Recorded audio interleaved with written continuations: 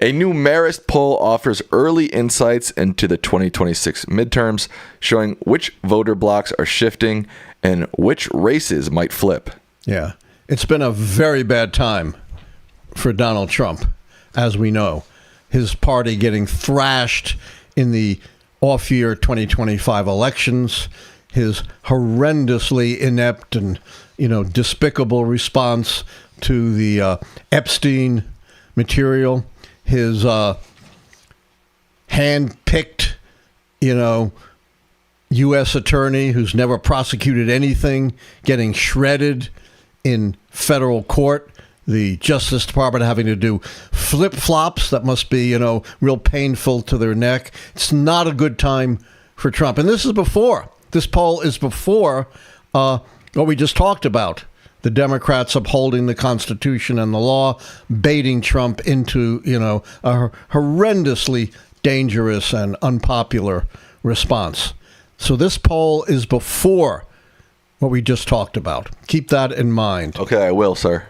And we're talking about the 2026 elections. Oh, I thought we were talking about the 2056 elections. Well, if Trump would have his way, right, we won't have elections until 2056 at the earliest. Yikes.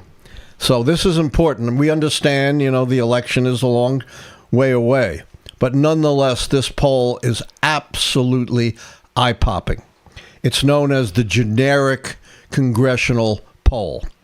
Marist poll, very respectable, completed this month. It's not old, November 10th, but it's before a lot of the awful things have come out.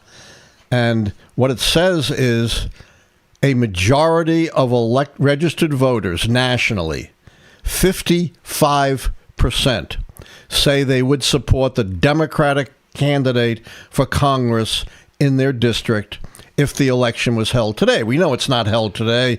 It's not predictive, but nonetheless, as a flashpoint, as a snapshot, it's still pretty revealing because you almost never in the history of generic polling seen anything like this. So the Democrats are at 55%. The Republicans aren't even at 45%. They're at 41%. An extraordinary, whopping 14-point advantage for the Democrats. Something you just never see, in our highly polarized, balanced politics. One party having that kind of a lopsided lead for a snapshot, understood. I'm not predicting anything, but, for the moment, it's pretty wide opening. And here's another eye-opening aspect of the poll. Among independents, the advantage is not 14%. You know what it is, Sam? No. 33%. Wow. 61 to 28 among the most critical voters, independents. Moreover, when last asked about a year ago, registered voters were divided, 48-48. The last time Democrats had even a modestly large advantage was way back in June of 2022 when they were +7.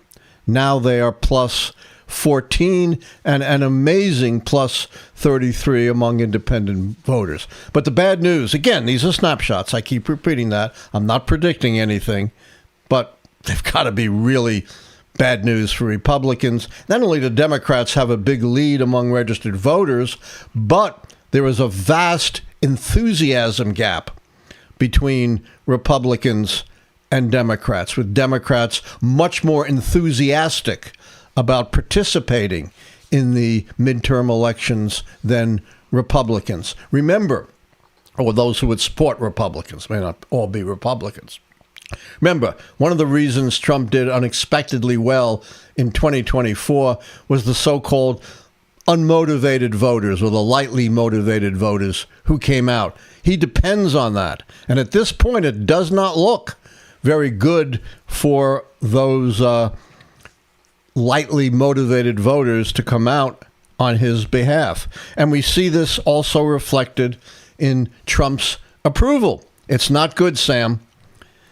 39% approve, 56% disapprove, a 17-point gap, underwater by 17 points. Other polls show him underwater by over 20 points. An extraordinary development for so early in a term. Only 26% of Americans say they strongly approve of the job President Trump is doing, while 48%, 22 points higher, strongly disapprove. Again, this is just a snapshot, but it's pretty eye-opening. And it's before a lot of the more recent problems have fallen atop President Trump and his supporters.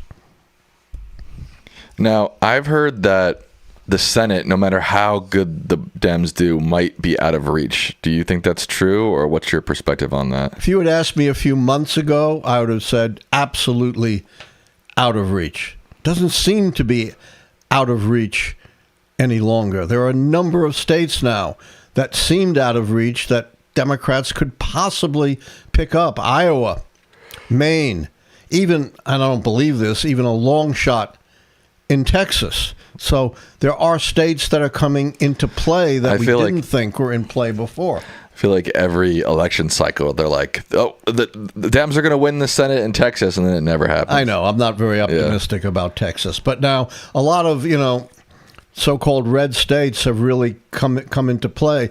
And we saw the Democrats vastly outperforming expectations in the off-year elections, in the 2025 elections. So and we see a 14-point gap in voter sentiment about Congress, which would include the Senate. So yes, I think it's a long shot, and I certainly wouldn't say it's more likely than not.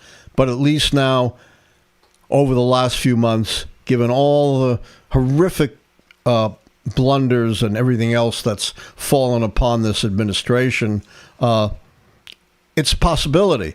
And here's the thing. You cannot run away from the president of your own party.